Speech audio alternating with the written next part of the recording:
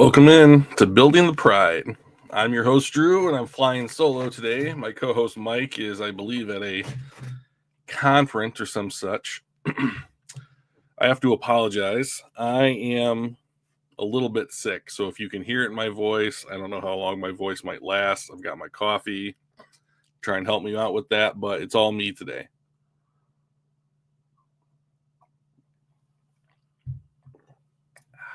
So good.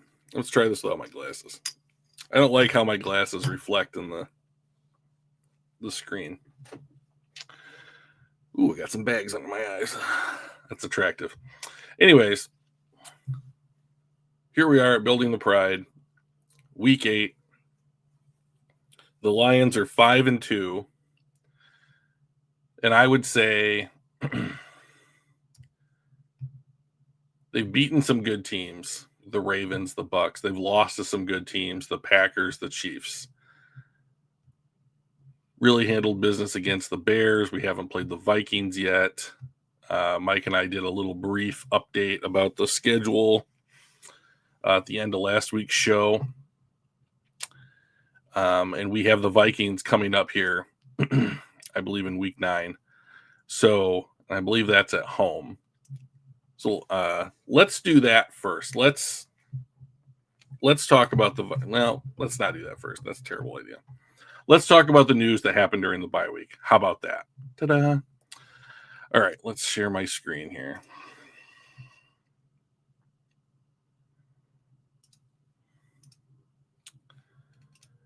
Mike is so good at this stuff.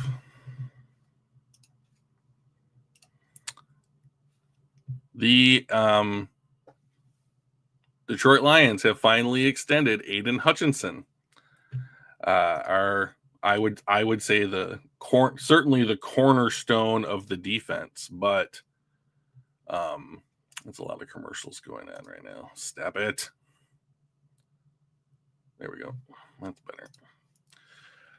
Cornerstone of the defense for sure. My favorite player, getting close to being my favorite player of all time. Went to Michigan, clearly. I'm a Michigan fan. Was great for Michigan, has been great for the Lions. And true to form, Detroit not only locked up a core piece of the team, but they did it by paying him top of the market money. So his extension is 4 years, $180 million. So that's an annual average value of $45 million a year. That is less than Micah Parsons' extension, but he got $141 million of that 180 guaranteed, which means that's $5 million more than Micah Parsons' guaranteed money. So he is the quote unquote largest guaranteed non-quarterback contract in league history until the next guy. So good for Aiden. I'm glad that he's locked up. So let's talk about what his contract status looks like here. This is the last year of his rookie deal. Then next year he will play fully guaranteed. And I can look up what he's going to make next year. But he will play on a fully guaranteed contract next year that will pay him in 2026 just under $20 million. So that's a deal, right? If you think the guy's worth $45 million a year, you're paying him less than half of that next year, but it's all guaranteed money. So that's $20 million. It just comes straight off the top of the cap, but you're probably still saving money in the long run. We don't know what his contract extension structure looks like quite yet, and that is a big deal because the Lions, and I don't know if this depends on which agent they're working with or how they prefer to handle certain players at certain times at certain positions, but you might have a contract for Aiden like Penei Sewell's where he gets like 28, then 32, then 36 over the lifespan of the extension. Or it might be something like Kirby Joseph and Jameson Williams, where it's like they're going to keep the cap numbers really, really small, and then pay them a ton of money in their first year of the void year that's tacked on to the end of the extension, which I'm not 100% certain how void years work, but I believe that if they wanted to extend again, that they can renegotiate that and stretch out some of that money again. So I don't know exactly what Aiden's contract's going to look like. Is it going to be the escalating? Is it going to be like Amon-Ra St. Brown's contract where he's going to hit a huge guaranteed money spike like in the first year or second year of the extension, and then it's going to fall off precipitously, that type of thing. So congratulations. I'm glad he's here for the next 5 years. And he's only, he's not 26 yet, I don't believe. I believe that he is 25 years old. So this extension will take him through his age 30 season. So pretty excited about having Hutch here in Detroit long term. I'm glad that they have locked him up. And let's get these guys. Let's get the, Mike was sending me, my co-host Mike was sending me some information right before I went live. And he sent me this funny, I think it was a tweet where whoever tweeted it out was basically like being sarcastic and saying how stupid the Lions were to go ahead and lock up their players ahead of like their contract expiring, and then basically calling out the Cowboys for being so dumb and like taking it to the last minute. And then, the Cowboys lost Micah Parsons. They got 2 first-round picks out of it, but what are those picks going to end up being? The likelihood that any one of those first-round picks or the combination of those first-round picks being a player as impactful as Micah Parsons is very small. And then one of the things, like Jerry Jones said, was that, it's a lot of money or whatever, but then they turned around and immediately spent that money, the exact amount of money that Green Bay spent on Parsons by locking up Tyler Smith, who's a left guard, and I believe it was Deron Bland, one of their cornerbacks. And those two players, especially Deron Bland, are not great. Tyler Smith's pretty good, but he's a left guard. It's the most important position on the offensive line, and they've committed a ton of money to that position, and cornerback isn't even considered a position of value anymore. By like PFF, like now it's defensive tackle has taken that 5th spot. And Micah Parsons is an elite edge rusher. I believe that he is sitting at number 1, at least by PFF rank scoring system for edge players so far this year. Like he's just playing great. And now he's in our division. So thanks a lot, Jerry. Really appreciate it. Okay. So to kind of build on top of the Lions locking up Aiden Hutchinson during the bye week, let's take a look at who Brad Holmes has locked up over the course of his time as general manager. So let me just bring this up real quickly. So the Lions have this article through Pride of Detroit by Jeremy Reisman has said that there are 7 core players that the Lions have extended in their time. I probably haven't added this to the, Here we go. Let's see if I can make this bigger for everybody. Here we go. That's better. So there are 7 players the Lions have extended that can constitute the core of the team as they see it. So now I'm going to have to put my glasses back on because I have to read something. So if my eyes look like an anime character, I really apologize. There we go. So Jared Goff, 4 years, $200 million, just over $200 million, $212 million. Amon-Ra St. Brown, 4 years, $120. JMO, 3 years, $83. And that's a deceptive contract. We can look at the breakdown of that in a minute. Penei Sewell, 4 years, $112. Ali McNeil's 4 years, $97. Aiden just got his 4 years, $180. Kirby Joseph, 4 years, $84. So these guys can constitute the core of the team. So let's just look. We have quarterback, wide receiver, right tackle on offense. Then we have DT, edge, and safety. So if we look forward to this time next year, I would not be surprised if something like what I'm about to propose happens. I'm betting the Lions are going to pick up the fifth-year options for both Gibbs and Campbell. That does two things. Number one, I think it makes sure that they get paid, right? And we lock that price in, and those are fully guaranteed deals. But because it's running back and linebacker, those guaranteed deals are going to be some of the smallest fifth-year options you could ever hope to pick up. So that's the cheapest of the cheap. So I would lock those two guys in and then wait another year, so 2027, to actually extend them. Why would I do that?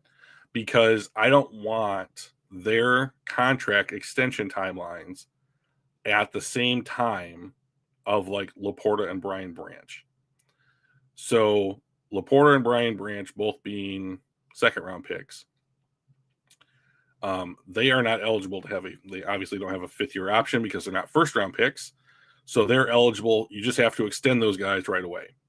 So Branch might be something very close to Kirby Joseph, his running mate, safety, and Sam LaPorta is probably going to get something close to $100 million, maybe less, maybe certainly in I would think the $85 to $100 million range over 4 years.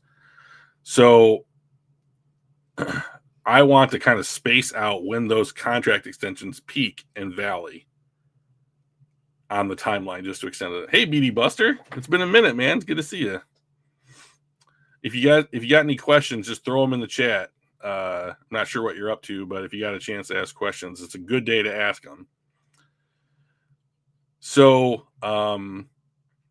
now with Aiden locked up, we move on to the 2022 class. Those are the next guys available to be extended. And to be honest, I think that you have to sign all four of them.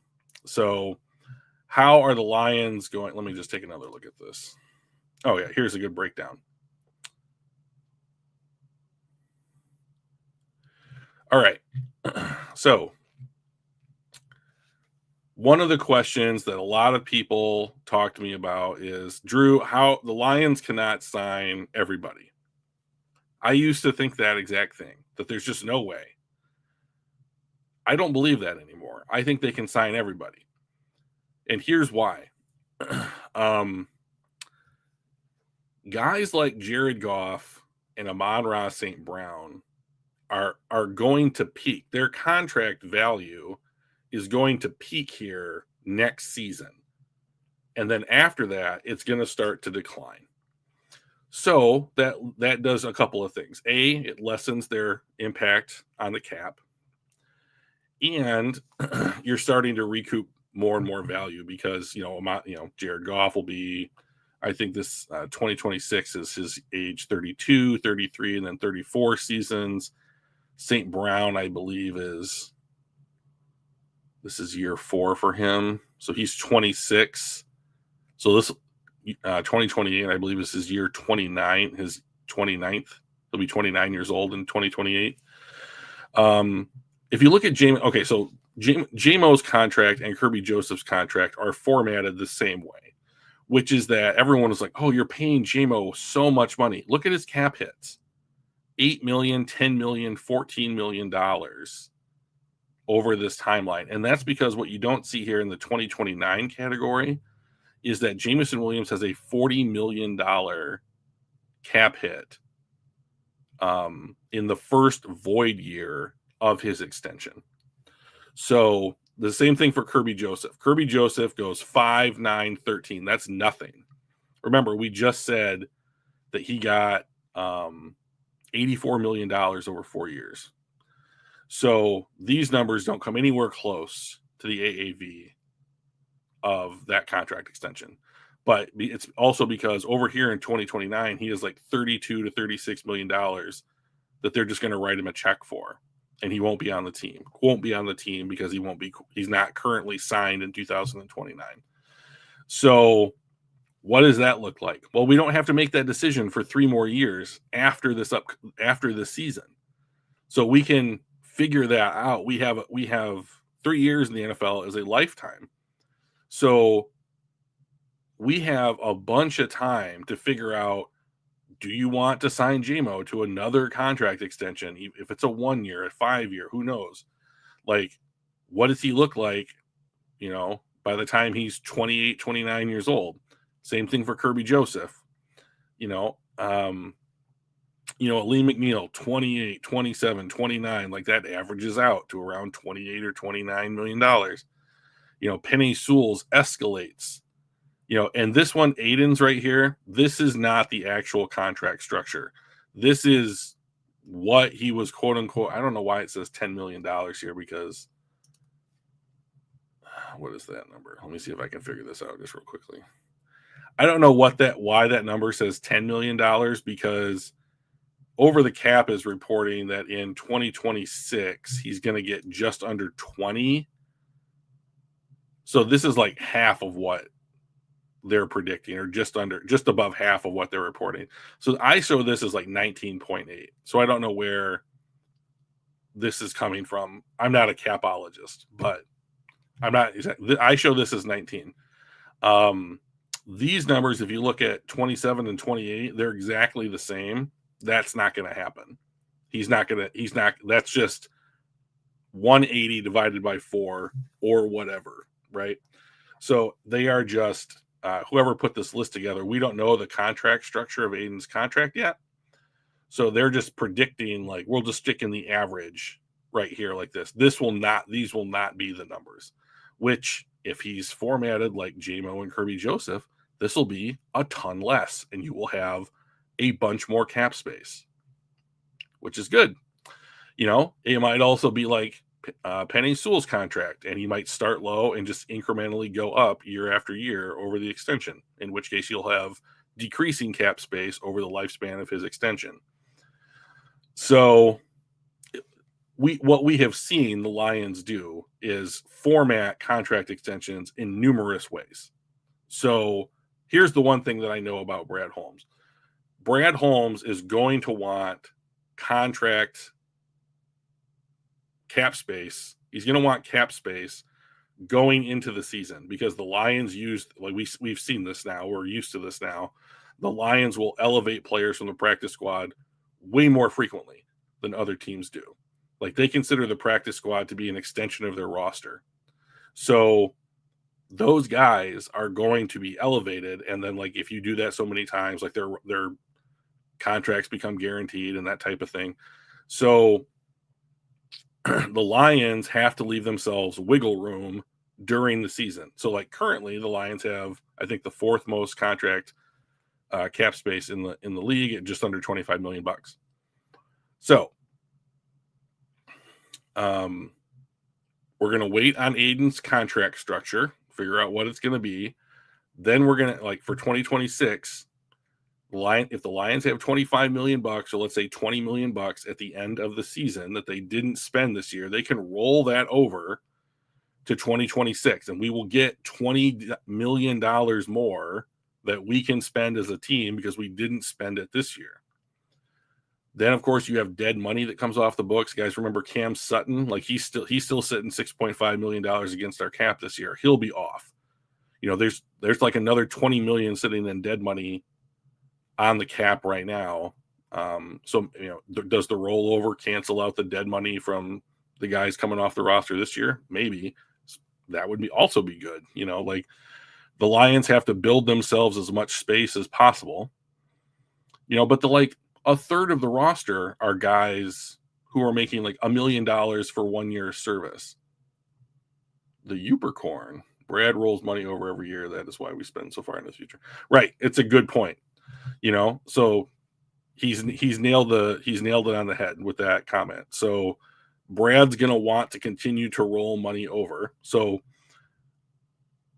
I believe the Lions are projected as of right now to be under the cap about $2 million in 2026, but that doesn't factor in signing their rookie class and filling out the rest of their roster.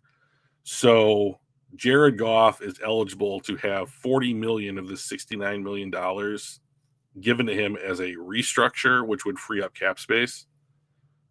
This is Brian. I have no idea why it's showing a different name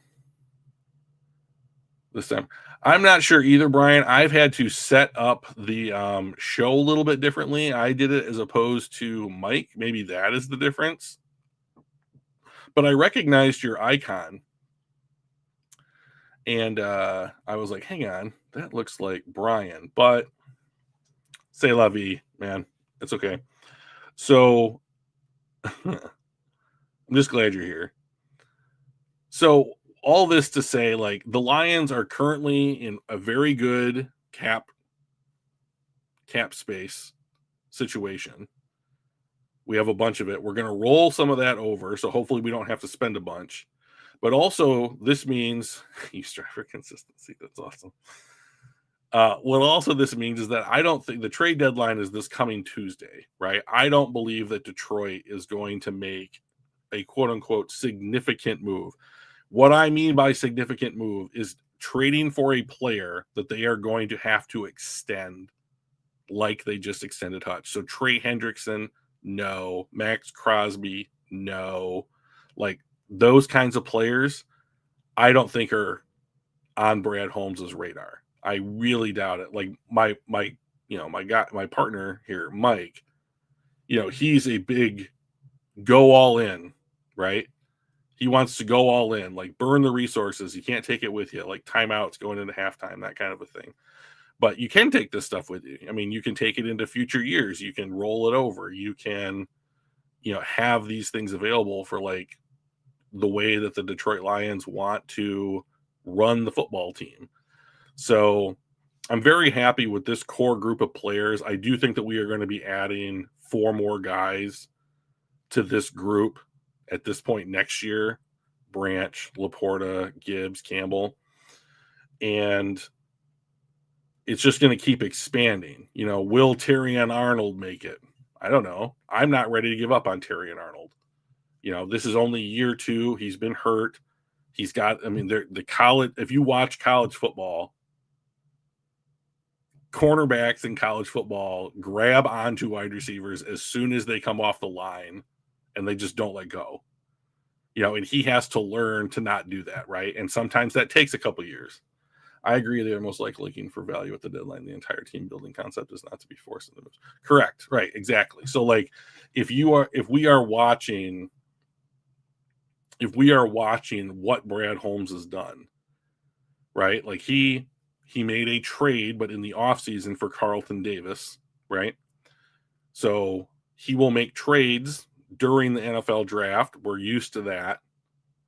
But in season massive trades involving lots of resources and extension eligible players is not something that I see the Lions doing. So let me get this. Now you can see my face so much better. So this is really good. So I'm happy that they've locked up Hutch. I'm happy that they've locked up those other players. And there's every possibility in the world that restructures are going to be a part of this team's future in the next 2 to 3 years.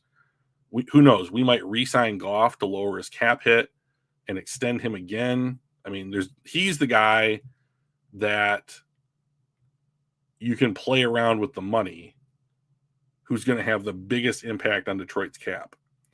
So, in my opinion, if I would restructure Goff for the full $40 million next year to free up a ton of cap space and to allow the team to keep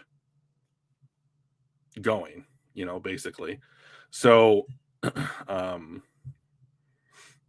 but guys like St. Brown are going to start costing us less. J-Mo and Kirby Joseph are costing us nothing, next to nothing. They're almost free for what they bring to the team.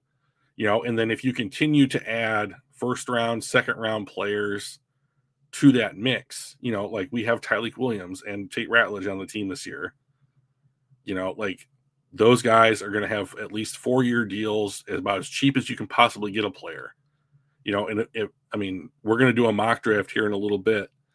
and we're going to talk about some different ways that the Lions can continue to add value and keep their cap space in good working order.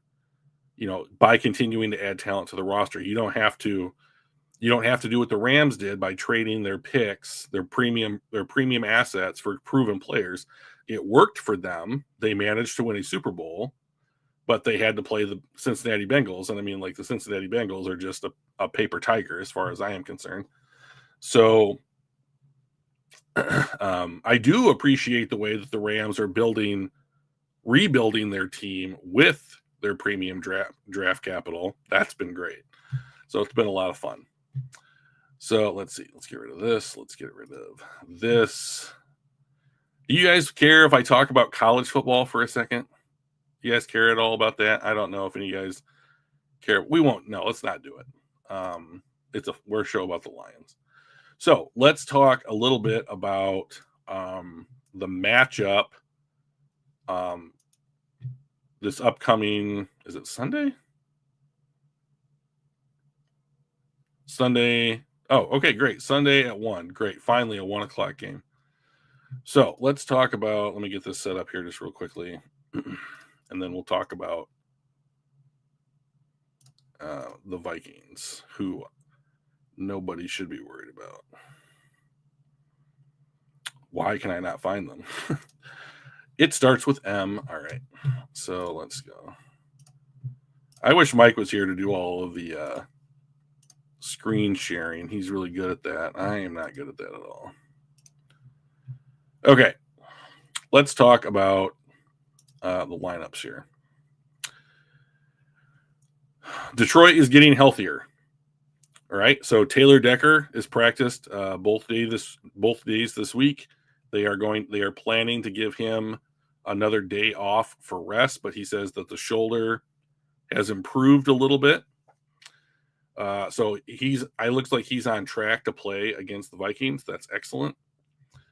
Aleem McNeil is coming back. So he played last week, but now he's had another week of rest, and he should be just that much, hopefully in that much better shape, that much caught up on what's going on with the team and like what Kelvin Shepard wants to be doing with the defense.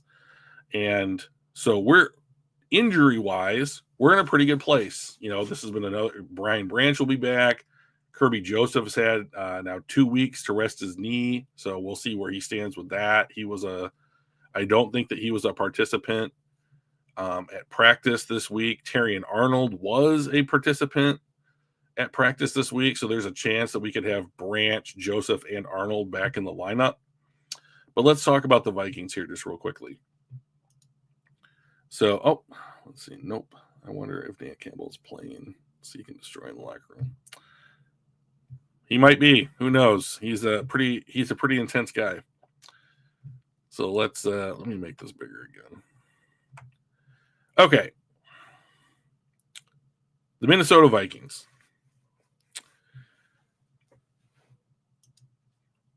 Carson Wentz has had season-ending shoulder surgery on his throwing shoulder. I believe it's his throwing shoulder. J.J. McCarthy, coming back from a high ankle sprain, is overwhelmingly the likely starter. Okay, if he's not, then I believe they have a guy named Max Brosmer, who was the Minnesota Golden Gophers QB last year. So they had aging veteran Carson Wentz. It seems weird. I remember Carson Wentz being drafted, and that was all the way back in like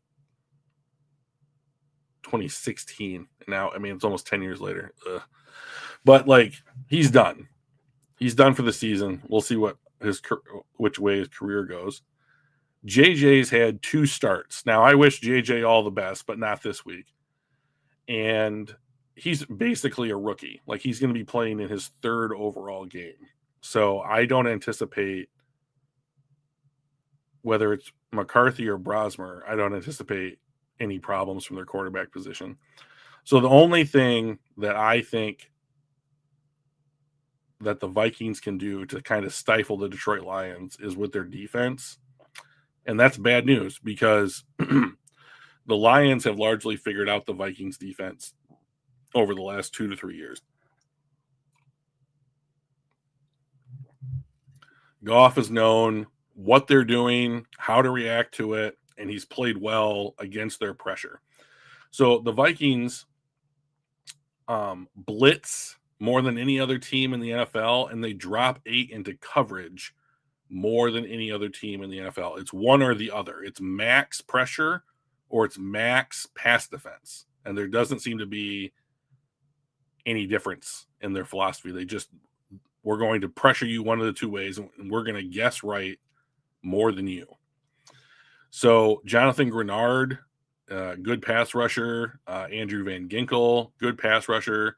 Dallas Turner, not having the kind of impact this season that I think a lot of people want him to have. Josh Metellus, their nickel corner, safety, do-it-all kind of guy. He could be a problem, just like his versatility.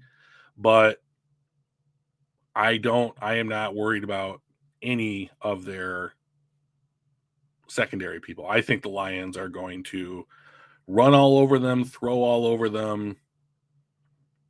And I think our defense is going to effectively hold their offense in check.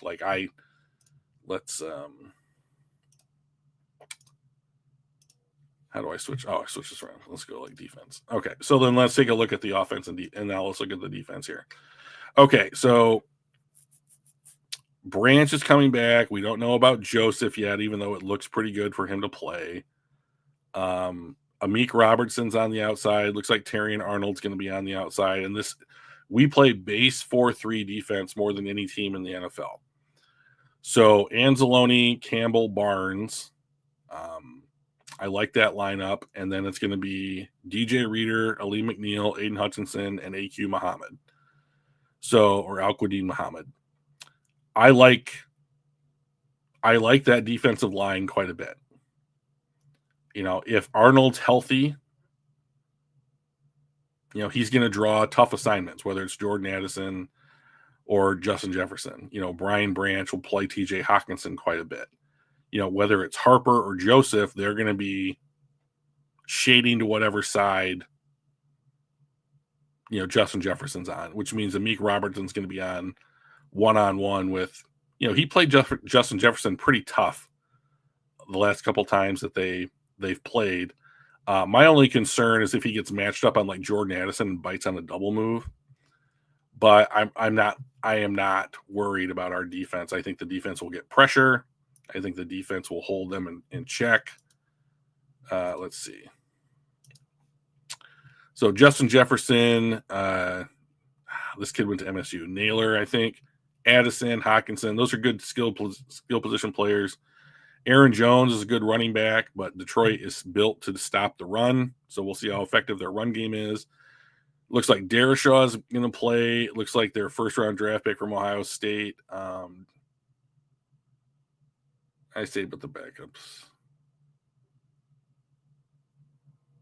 JJ's pretty raw. Yeah, he still hasn't figured out. JJ wants to throw fastballs, to use a baseball metaphor, and he just hasn't figured out how to put touch on the ball quite yet. Let me just go back over here. Will Fries has not played up to the level of expectation for when they signed him in the offseason. What is this guy's name? Donovan Jackson. Yeah, he's coming back from injury, so we'll see how he is.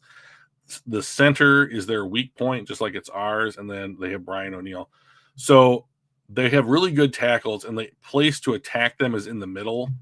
So I would be looking for Lee McNeil, Tyleik Williams, and I would bring the Lions when they had Ife Melifonwu on the team.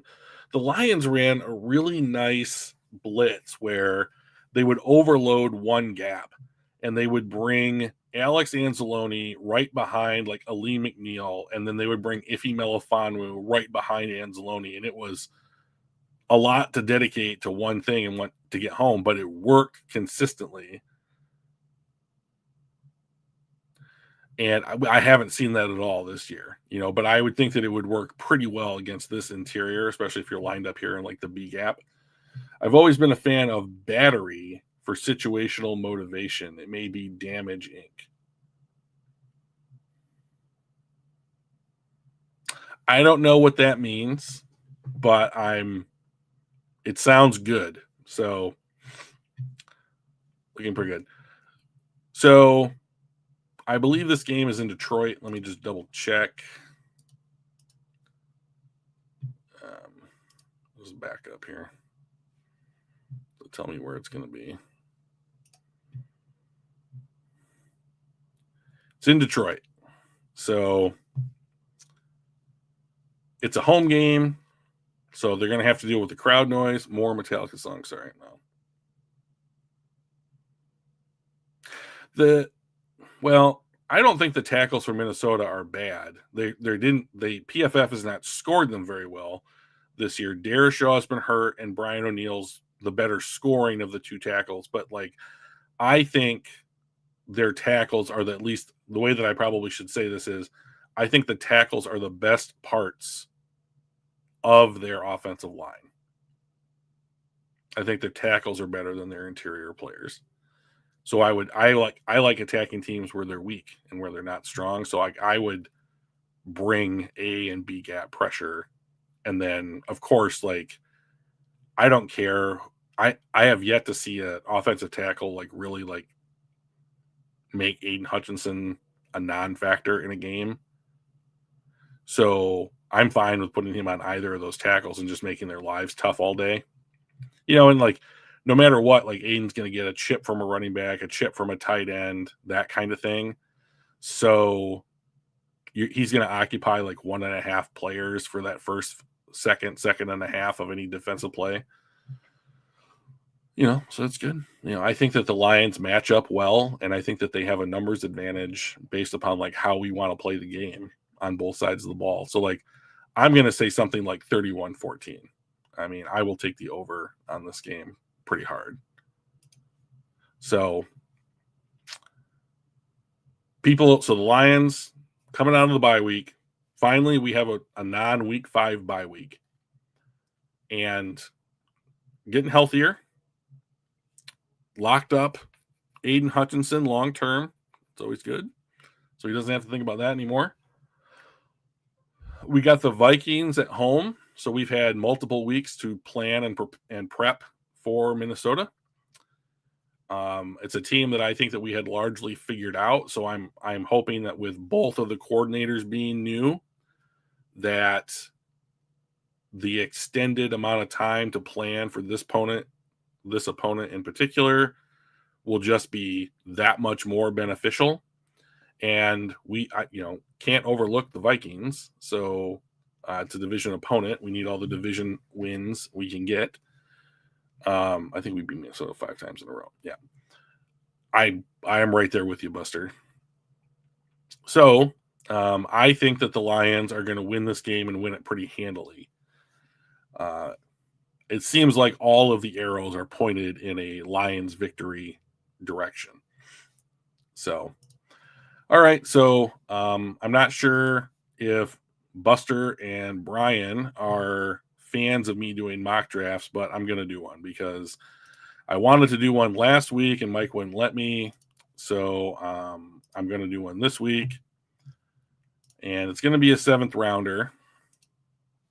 Or a 7-rounder. Oh, they immediately leave the studio. That's not fun. But we'll start here. So that's interesting. But so we'll talk a little bit about the reason that we're doing this is to discuss where the state of the Lions roster and to just start learning names of college football players who might be eligible for the draft. So these players are not all the players that are in the database right now are just the guys who could come out. And then there are going to be people who are medically redshirted. There are going to be people who are going to transfer or go back to school who aren't going to come out for whatever reason.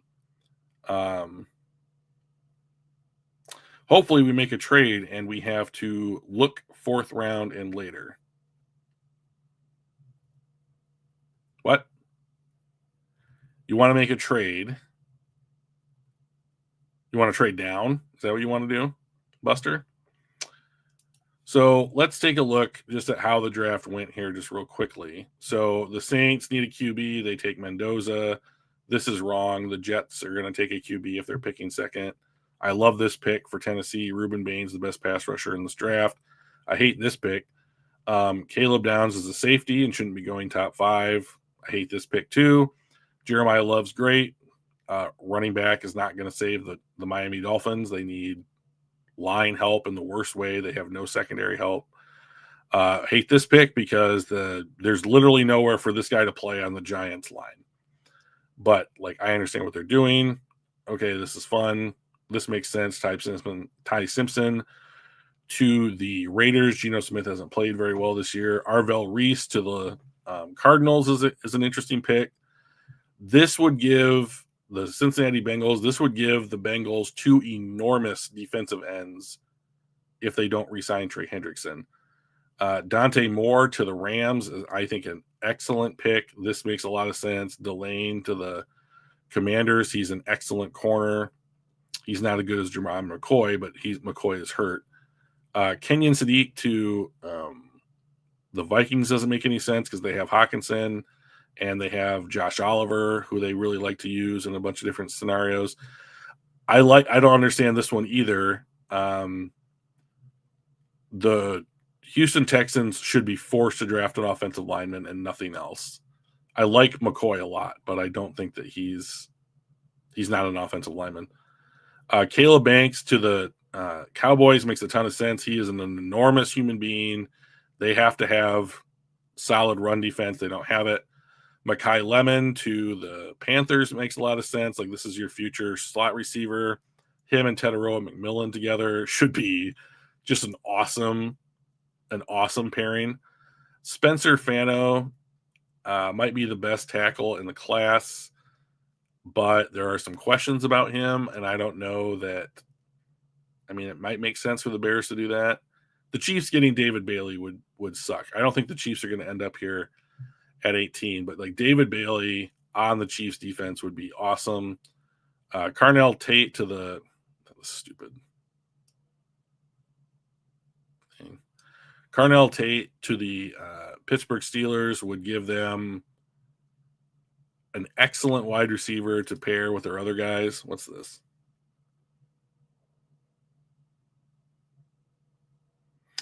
I want him to trade for a top 5 edge rusher right now. Edge rusher. You want to trade for a top 5 edge rusher right now.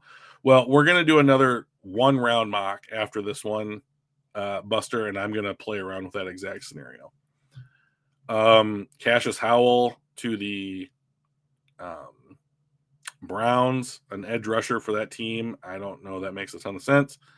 Denzel Boston. This makes sense. Boston to the Niners. This does not make, well, if the Chargers to Mauigoa, it's because they want to play him at guard, which would make a lot of sense to me.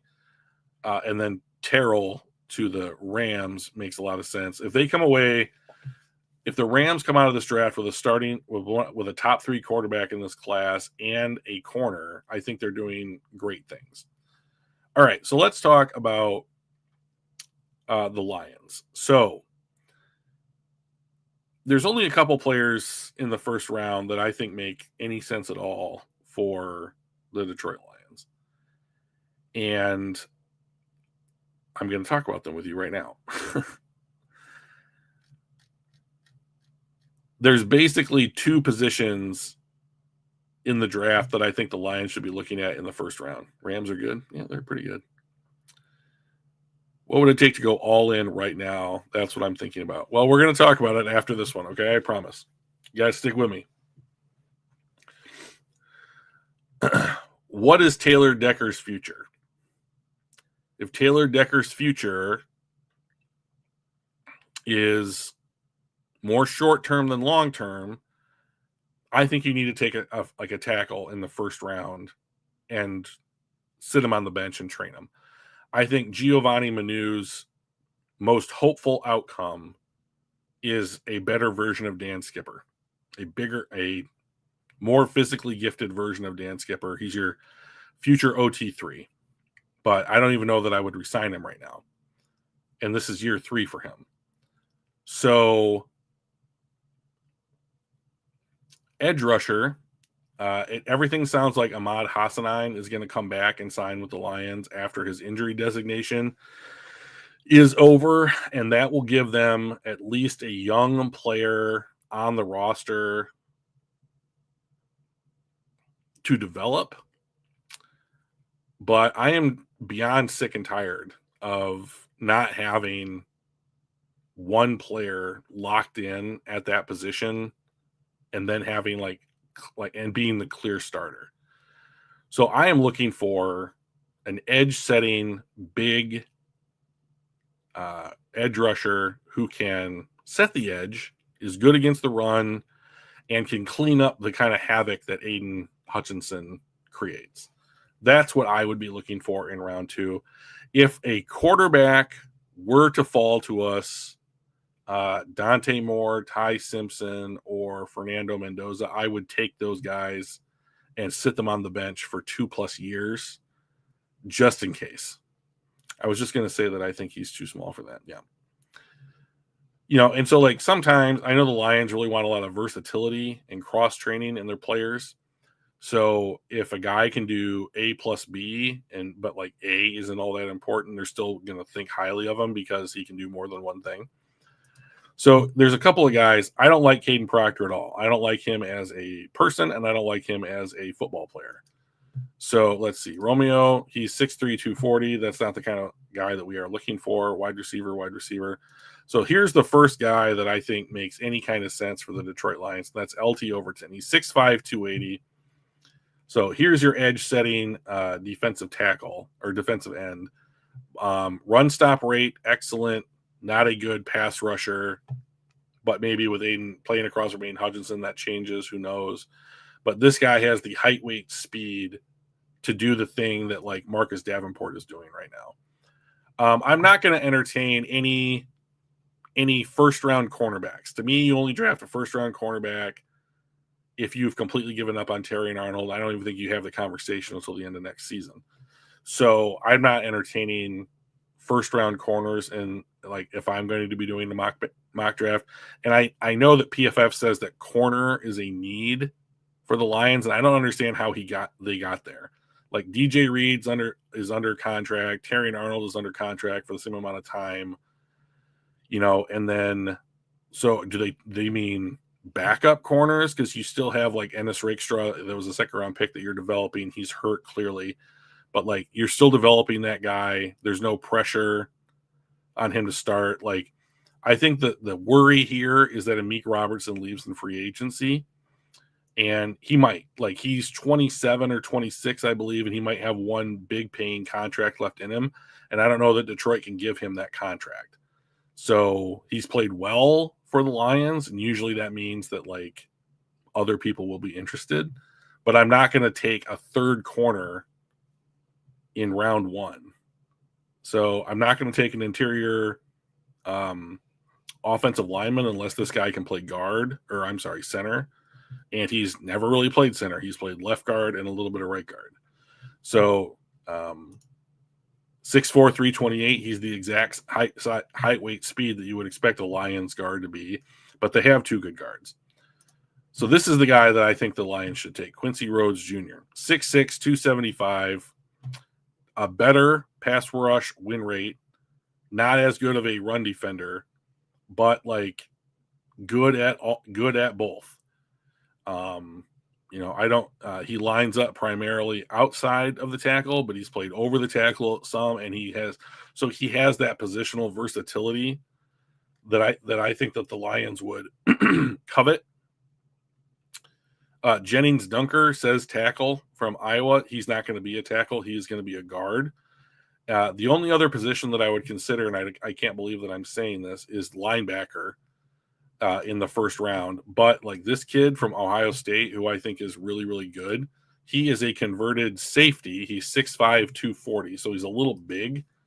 But like this kid is also the only other player that I would really consider in the first round, because I don't know that Alex Anzalone is going to be back on the team this time next year. So I am going to go with Rhodes and just end this drought that the Lions have been on when it comes to drafting edge players. Now, the other thing to remember here is that we were supposed to have three third round picks in this draft, and we traded all of them for Isaac TeSlaa. So we don't have any third round picks. Okay, here we are in the second round. There are some guys worth talking about here.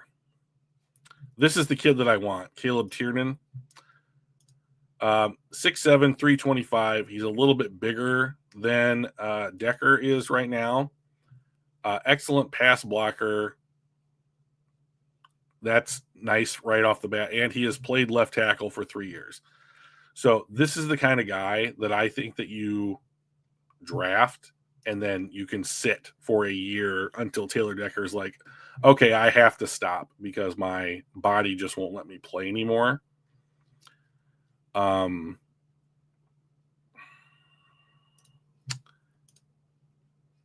If you wanted to take a corner now, I don't mind that and having like competition for like Ennis Rakestraw, and have someone battle it out in camp if Amik does decide to leave.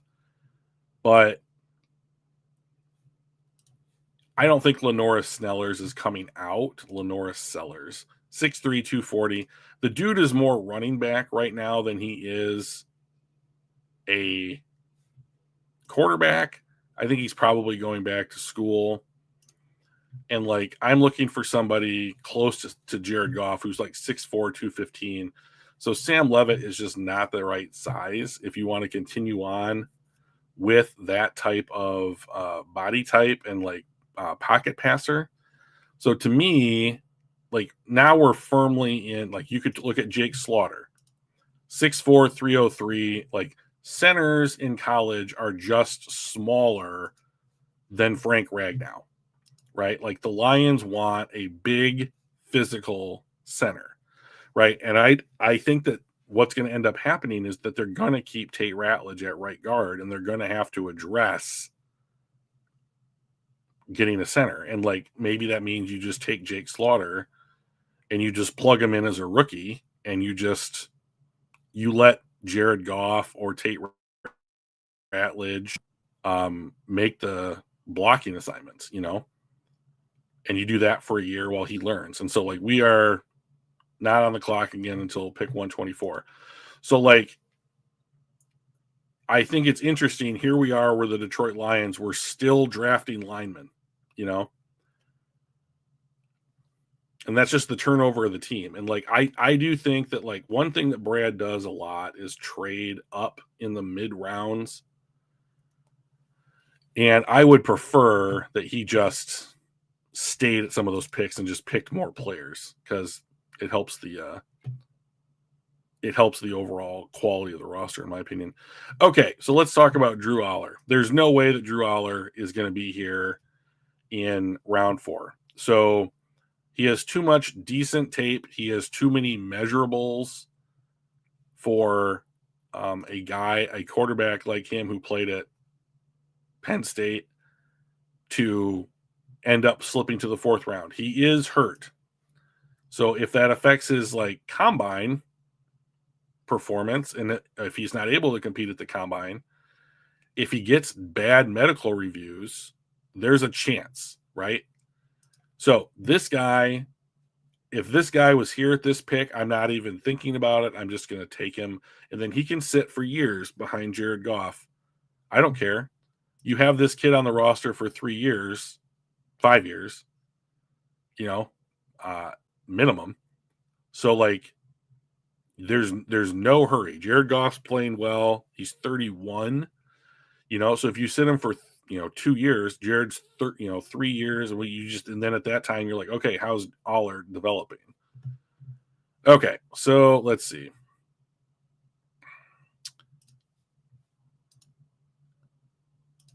So I'm gonna take this kid, Sammy Omosigo. That's an interesting name. I've never seen anything like that, really. Just because So Rodrigo is an unrestricted free agent this year. Alex Anzalone is an unrestricted free agent this year. Do you bring both of them back? Do you bring none of them back? Do you bring back one of them? Which one? You know, if you think Rodrigo is ready to step into Alex Anzalone's role, fine. He's also kind of like the Graham Glasgow of the linebacking core, that he can play any of the three spots. So he's an excellent fourth linebacker. So do you want to keep him in that spot and have like excellent depth and then like another good player on special teams? Or do you want to like bring in a starter that's going to immediately take over for Anzalone? Or do you bring Anzalone back? Like Anzalone, there was a very small contract dispute between him and the Lions this offseason. They resolved that with almost nothing in the way of money being added to his contract this year. They may say, go ahead and look at the market and we'll figure it out, you know?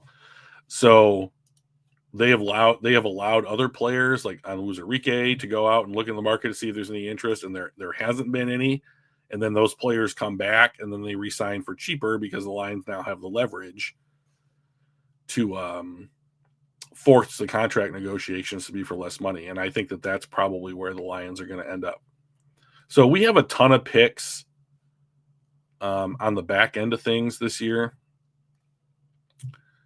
Let's see. I'm just looking for people I know at this point.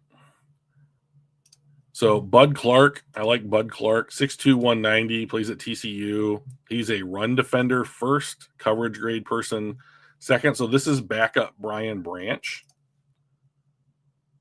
Now you're like, Drew, why are you drafting backup defensive backs? Well, I think what's going to end up happening is that the guys that played well for us against the Bucs, Harper, Mallett, Strickland, Hallett, those guys they've got NFL game experience on tape now. And somebody is going to be like, do you want to be a backup here and not like a practice squad guy? Or like at the tail end, like wave 3 of free agency, they're going to be like, hey, we need to have a living, beating human being here. So like, can you come in and like do that? And like, they're going to get some of those guys are going to get opportunity somewhere. So I'm just preemptively filling holes that I think that those guys who have now all have good, hard effort, making plays, Whiteside had 2 passes broken up. Mallett had a interception. Like Hallett played well in the run game. Like there's just, I think somebody out there is going to be like, how do we poach a couple of Lions players from them? So this guy, Damon Wilson II, 6'4", 250. So not exactly like the preeminent edge setter, but like, can this guy be backup Aiden Hutchinson for 10 snaps a game? Pass rush grade's great. Win rate's great. Not so much of a run defender, but looks like he can do it. Like he plays outside the tackle. That's where Hutch plays. So like, I just want to have bodies at this position group the way that Brad threw picks at the cornerbacks 2 years ago.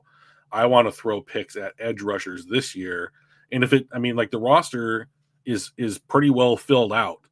So it's not going to be easy for like day 3 players to stick on the roster anymore.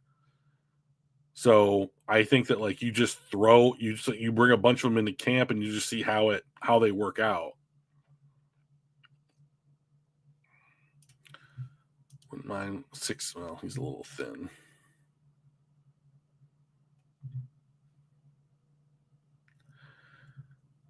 There are some guys that 6 foot 230. We'll take this kid. Linebacker, Penn State.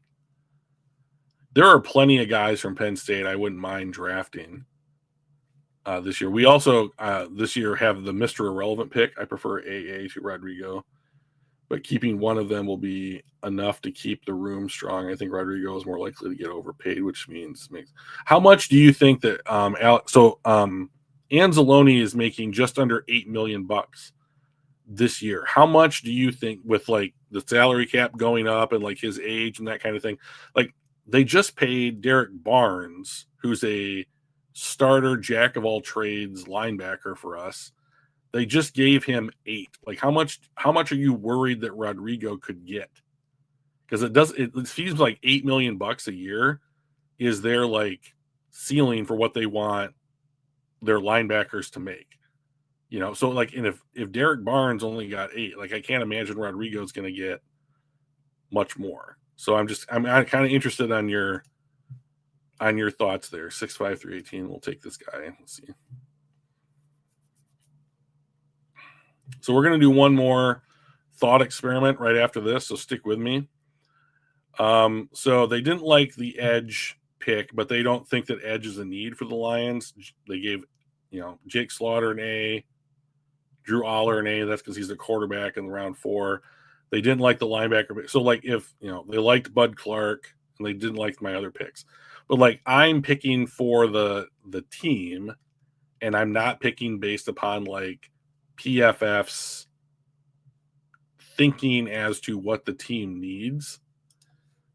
So let's just do a new mock draft. Now I'm going to just set it at 4. I'm going to make it real slow. And now we're going to do what Buster was wanting. So Buster, I still hope you're watching, because we're going to try and trade up.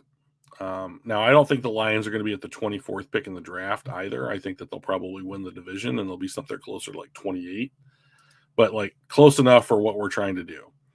All right. So there are a couple of players I am looking to draft. Okay. Number 1, Arvell Reese from Ohio State. He's a linebacker that could take Anzalone's spot, but more importantly than that, I think he's an edge rusher.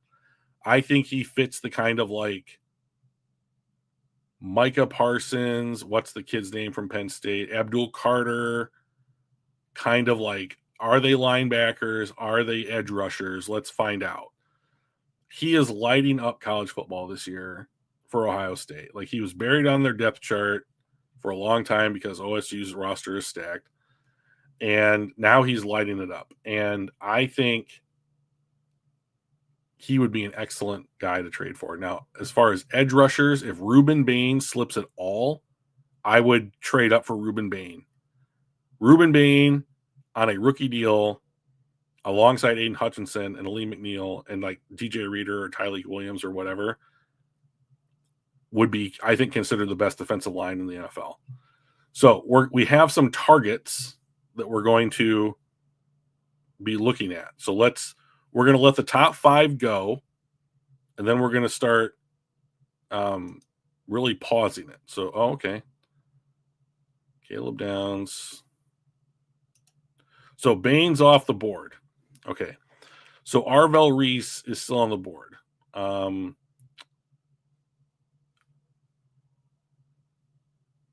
The Ravens could try and take Reese. So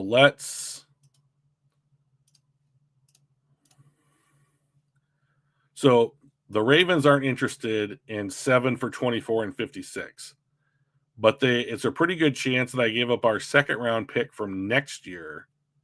We could get it. So what if I offered our third round? They're not interested in that. So if I offered this and 124, they're not interested in that at all. So this is what it's going to have to be to get it done. If the Lions have impact play, Alex Anzalone is out of the league in 2 years, which limits his long-term cost. I worry that Rodrigo is best at super sub as opposed to starting, which AA can do. I would rather give Anzalone 8 to 10 a year for 2 years over 6 to 8 for Rodrigo for, like, I'm assuming like 4 years. That's interesting. Well, we're probably going to find out this spring what they're going to do. So I'm that's one of the things I'm going to be watching for. All right, so I'm going to offer this trade. So now we are on the clock. There's a couple of things that we could do here. We could draft Arvell Reese. linebacker, an edge rusher is not something that the PFF thinks the Lions need. I completely disagree with the assessment. You could take a quarterback. So we have Dante Moore and Ty Simpson on the board. Like Ty 6'2", 208. He's smaller than Goff. Dante Moore, 6'3", 206. They're the same size as each other. You could take a number one corner. This kid, Jermod McCoy, looks like a true cornerback, a tone-setting corner. You could take a tackle. You can take has there been a tackle taken? No. You can take whatever tackle you wanted to. So 6'6", 308. I think this is the guy that has super short arms, but he's made it work, but like the Lions drafted Aiden Hutchinson when he was playing really well and had short arms, and that has worked out. If you take Fano, but like if you're trading up like this to take a guy, you have to play him right away, in my opinion. You don't just stick him on the bench. So if you drafted, Jermod McCoy would probably find a starting spot across from DJ Reed. Ty Simpson, you would have to put on the bench. I think if Taylor Decker came to you in the offseason and said, I'm all done, you could play Fano, and then maybe that makes sense. But, like, I am going to take Reese here. So 6'4", 243. These grades, I don't think really tell you the story about who this guy is. Good pass rushing grade, pretty good run defense grade. He does not miss tackles. So, like, he's a finisher. Like the question about him is, he has given up 12 catches on 14 coverage snaps. So if he can't cover, he's not an off-ball linebacker. So then you're drafting, and I don't want to draft an off-ball linebacker at 7. So he's an edge rusher. So if I'm going to do that, then I'm going to line him up on the other side in kind of like a James Houston kind of role, and then I would run. Can you run a 5-2-4? I I don't think it's crazy. So Buster, like this is the kind of move I would make. If I was like Brad Holmes and like gonna trade up, Brad Holmes traded up from like 32 all the way to 12. That's 20 spots. And this is moving up 17 spots. This is a big deal. I think we probably got it for cheap for a 1 and a 2 and then a 2 next year. That to me, that feels more like at least 2 1s, a 1 this year and a 1 next year. But Brad doesn't seem to be scared about making those kinds of moves for the right players, and like I would so much rather move up for a player coming out of college than I would for somebody like a Trey Hendrickson. Trey Hendrickson is a proven pass rusher, but like he's going to cost you close to what Hutch costs you,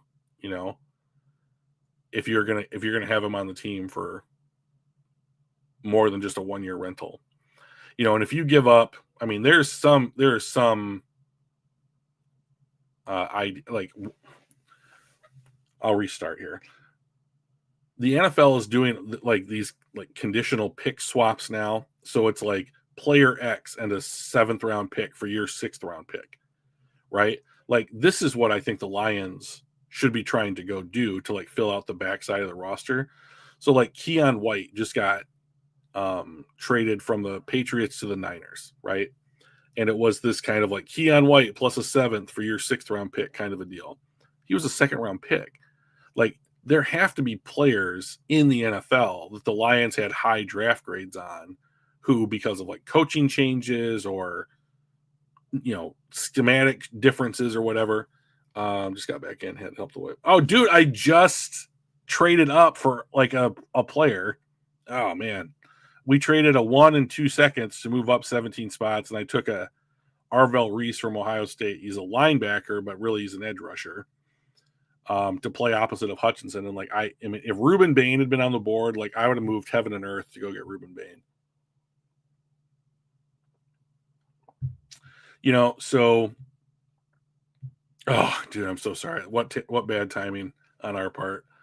But yeah, so I would think that the Lions, a better way to use like their day 3 picks would be to do this kind of thing. Like, hey, Philadelphia, hey, Cleveland, hey, Baltimore, like I want this guy who's fallen out of your rotation. Can we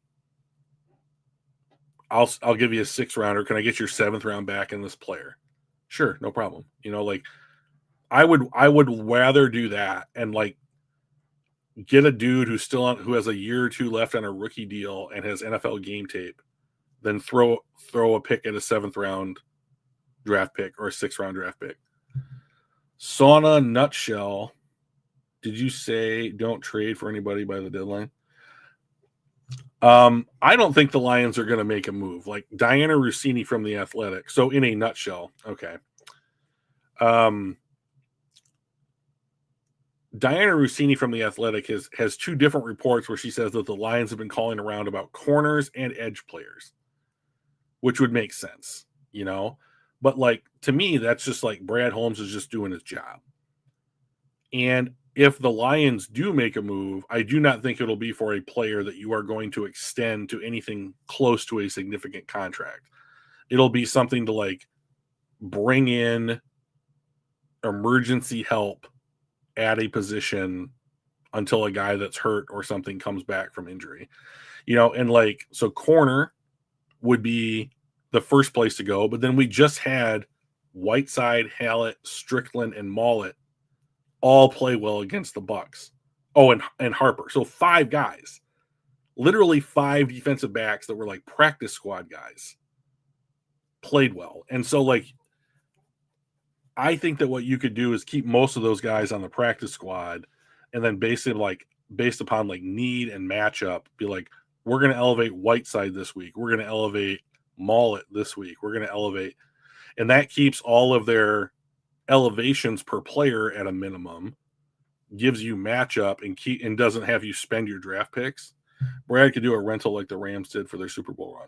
He could, like, and as soon as Brad Holmes does something like makes a move like that, I'll start entertaining it more. Right. But like so far, Brad Holmes, coming from like a Les Snead run front office in LA, has not behaved like them at all. So I see where you're coming from. And the Rams just made the kind of move that I think the Lions, quote unquote, should make. Like they traded like a pick for Roger McCreary from the Titans and a lesser pick, and so it's basically like we're going to move up, like these kinds of picks. Like people shouldn't look at the NFL draft in the terms of like 1st, 2nd, 3rd round. They should look at it like I'm going to trade the 24th pick for like the 55th pick. And like that's a difference of 31 picks, right? So I'm moving down effectively 1 round, in the draft or what have you. So, but then like if I'm getting a player and then I'm going to give you a 6th round pick and you're going to give me a 7th round pick, like what's the disparity, the number of picks between those 2 selections? Especially when your first round pick is going to be later in it. Exactly. Right. So like there is a difference, to your point, like between the 5th pick and the 25th pick in the NFL draft. Like there was this really interesting mathematical study that was done about 10 or 15 years ago, and it was called the Loser's Curse. And these mathematicians used the NFL draft as like a theoretical marketplace. And they determined that like the best value that you can get per pick for the money that you have to spend on a draft pick is NFL teams should want to select between pick 25 and 40 as many times as they possibly can. So, like, when the Patriots were at their height during their dynasty in the Tom Brady days, like, there were numbers of times they would just trade out of the first round, rack up multiple second round picks. And like, they lived in this mentality of like, I mean, Gronkowski was a second round pick, like there's a bunch of players that were contributors that were second round picks. And like, like if the Lions cap numbers are starting to get, let's just do one more here real quick. I'll show you what I'm talking about. Let me go back. So we'll just draft this kid just to get it done. Twee. All right. All right. So let's do a new mock. We'll do the Lions. We'll do all 7. Off we go. Start. So we're not going to trade up this time. This time we're doing the opposite of what we did last time. So this time we're going to try and move down. So hopefully we're offered a trade. Otherwise, this whole thing just falls apart. All right. So who we have on the board? Denzel Washington, Romeo Hyatt, Concepcion. So LT Overton is slated to go 5 picks from where we are right now. He's a target of ours. Quincy Road is slated to go 43. That's like 19 spots lower. This guy would be interesting. Styles would be interesting. This kid from Oregon would be interesting. Tackle would be interesting. So we've got 3 trades. Let's see who wants to trade with us. The Broncos want us to move up 3 spots. The Colts want to come up, and the Cardinals want to come up. So it just depends on how far down we want to go, right? So we're only going to trade down once. So let's just pick the Colts. It's in the middle. We might be able to get a pretty good deal. So if we're going to get 32 and you want 24, so I want your second round pick. And I'll give you pick 198. So now we're going to pick up an additional second round pick, and we're going to move down 8 spots. Let's see if they go for it. Okay, so they went for it. So what we have done is by going down 8 spots, we have moved up effectively. We didn't have a third round pick. Now we have 2 seconds, and we gave up our 4th. So like, you can look at that as effectively like moving up like multiple rounds. So one of our targets did just fall off the board. 2 of our targets fell off the board. So this is like worst case scenario. So let's talk about it. So worst case scenario, we get look at this guy from Oregon, 6'5", 272. He still kind of meets the criteria for like a upgraded Marcus Davenport, good pass rusher, not as good of a run defender. Can we teach him that? Let's just take this kid, right? So this is not the point. It's like who we get in round 1. Now the point is, who do we pick up in round 2? And like this would be, you just gave Brad 2 second round picks, like he might come back up. Okay, so this kid, CJ Allen, 6'1", 235. I don't know what Anzalone is, but if he's not close to that, I'd be pretty surprised. So we moved down 8 spots. We still hit a target for a Marcus Davenport replacement. Now we pick up Alex Anzalone's replacement on the roster, and we get the last pick in round 2. We could kind of free roll this, and let's pick up Jake Slaughter. So we had him at the end of round 2. We just picked him as our round 2 pick last time, right? So now by going down, let's see.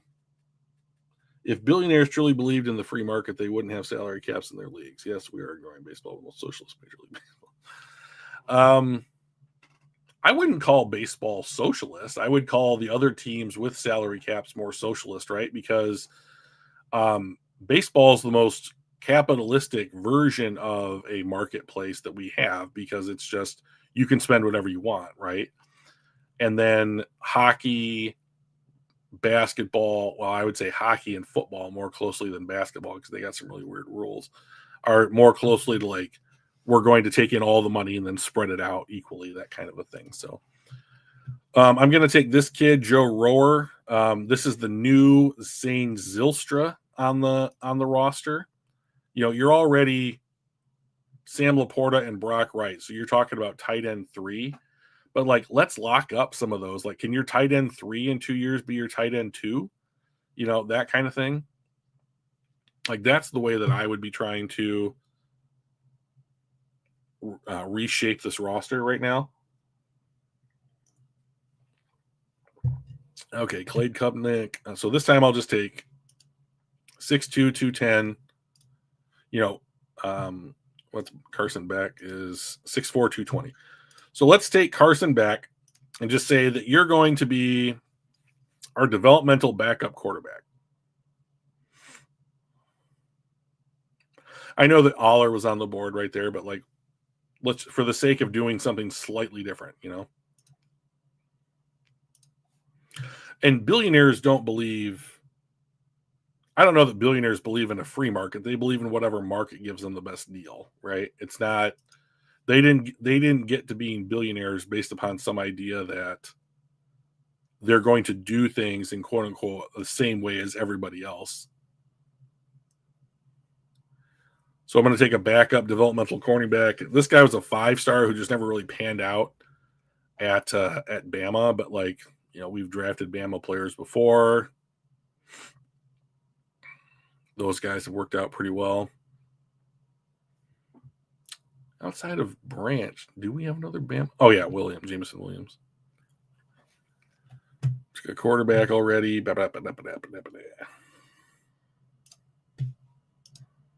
6'4", 300. I'm taking him just on height, weight, and speed. And then we have Mr. Irrelevant.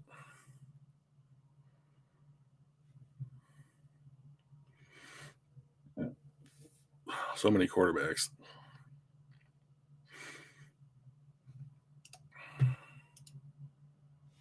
Maybe this is the new Amik Robertson. Who knows? So let's just take a look at it. So like, instead of trading up for like a superstar, right? We traded down. So like, we pick up replacement. Maybe, who knows? Maybe he's not day one replacement for Marcus Davenport, but we have new Marcus Davenport, new Alex Anzalone, new Graham Glasgow, tight end 3, developmental backup quarterback, developmental backup corner who's got a 4-year deal. Can this guy make the roster as like the 5th defensive tackle and another backup developmental defensive back, that kind of thing? Like, that's the kind of thing I think the Lions should do. MLD has the most teams coasting off revenue sharing. That's the most systemically tied. Oh, gotcha. Yeah, so like the Marlins and the Rays just don't spend money on their roster. They just do draft and develop, and then they sell off whatever players they end up developing for like more picks and that kind of stuff. And every once in a while, like they'll have like a really good year, but then they make money. Like they run those teams like businesses, and like their profit share is the money that they get because all their teams exceed like whatever kind of like luxury tax revenue sharing algorithm they have, or whatever. So I agree with you. Like, this is what some teams do, but like you might have a team in hockey. I don't know hockey quite as well as the other two sports, but like in basketball and football, you don't have a team run the way like they run the Rays and the Marlins, how they're running baseball. So I think that if you had a salary cap in baseball where you had a cap and a floor, you would see MLB over like 5-6 years come to like some level of parity, and like what the Dodgers did with Ohtani is just ridiculous. Like they're effectively paying him nothing, and like I've heard something like they have been in the World Series like 2 of the last 3 years and like 5 of the last 9. And they are making back the amount of money that they're paying Shohei Ohtani, all of it this year, because they are in the World Series. I don't know how that happens, if it's merchandise or advertising dollars or what it is. But like, if you told me, hey, you're signing Shohei Ohtani to $750 million, for the rest of his career, and you make all that money back in year one, there's no way that could be considered a bad deal or a stupid thing to do. Right. So, I mean, like, it's just crazy to me. So like, the argument that I hear all the time about the Lions roster is like there's nowhere left for players to go. I don't necessarily agree with that. Like there is a back third of the roster that needs to be turned over. So like Marcus Davenport leaves, Alex Anzalone leaves, Graham Glasgow. Do you sign him to be like your 6th or 7th offensive lineman? He might be okay as just a versatile backup. Like Shane Zylstra leaves, like Carson Beck, Kyle Allen leaves, like Domani Jackson, does Nick Whiteside and Arthur Mollett get deals from other teams? Like these are replacement players. Like I think that the only real guy on the roster in this draft class where we traded down to pick up more picks, the only guy that might not make the roster is this Keanu Tanuvasa, and that's just because they've invested so many picks at defensive tackle, in the last couple of years that like there's just a glut of personnel there. Like, is Tyleik Williams going to replace DJ Reader? DJ Reader is a free agent. Do you give DJ Reader a 1-year deal, a 2-year deal? Like he's only in his mid-30s, but I mean, like nose tackle snaps are different than other kind of snaps. So like, what are they going to do at defensive tackle if DJ Reader's back on the team next year? Then like Tyleik Williams is a first-round pick who's a backup. Like that kind of thing. So like, there's plenty. I love this kind of draft. Like I would be skipping around the house, snapping my fingers, buying Lions paraphernalia merchandise on Amazon or whatever if this was the kind of draft that they picked up. Because like if all those guys make the roster, that's 4 years locked in salary cap heaven for the back third of your roster. And you can still be picky and like bring in guys that you want, for like your practice squad and like maybe like the back 20% of the roster, but like that's what's going to make, I think, the Lions like take that next step. So, I mean, I don't know. I think that that's the way that I would go. Brad Holmes has never once done the thing that I think that the Lions should do. So we can almost guarantee that what I think is the right thing to do is not what will happen. So anyways, I think that I'm happy the Lions locked up Aiden Hutchinson. Super happy that they got guys like Branch, McNeil, and probably Kirby Joseph and Terrion Arnold coming back. They get the Vikings, who I do not think are going to pose much of a threat to the Lions. I could be wrong. On the road with a rookie quarterback playing in his 3rd game. I don't know. I think that the Lions are gonna win this one pretty handily and get to 6-2. And then like the Lions keep getting better, keep getting healthier.